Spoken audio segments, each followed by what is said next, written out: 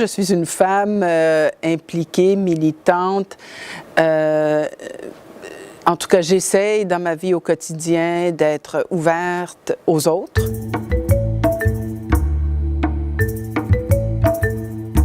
Mon nom est Juliana Fumagalli. Je suis partie avec le programme de Québec sans frontières au Burkina Faso comme responsable d'équipe. Je fais partie de la première cohorte de QSF.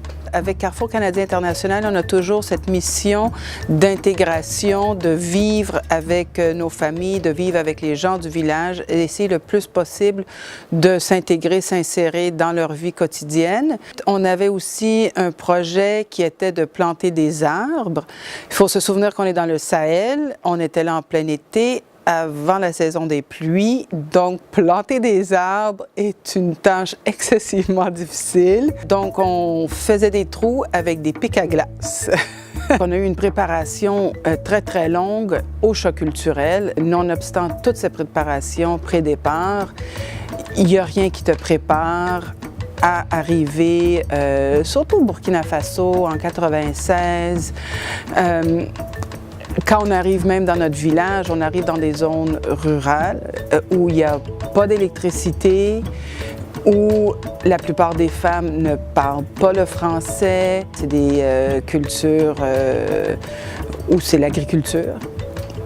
Ou encore, au moment où nous on était, il n'y avait pas d'eau courante au village. Pour plusieurs, c'est un choc de se retrouver dans un monde diamétralement opposé au nôtre, où c'est vraiment comme un retour aux sources, puis comme un retour à soi, à l'essentiel. Alors, j'ai amené un objet qui, pour moi, symbolise mon séjour au Burkina Faso à l'été de 1996. C'est une bague qui, pour moi, c'est l'Afrique, c'est le mystère, quelque chose. Donc, moi, je porte l'Afrique en moi, dans mon cœur, mais le symbole, c'est cette bague-là.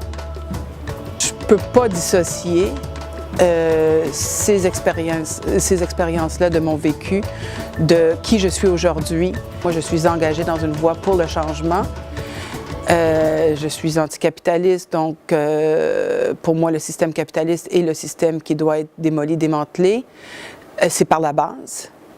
Et ça vient forcément de par mes expériences, de par mon vécu. Le projet de QSF fait partie de ces fondements-là, de ces bases-là qui m'ont construit comme individu, comme personne, comme femme. Tu sais, une fois que tu mets tes pieds en Afrique, tu la quittes jamais vraiment. Elle t'habite toujours.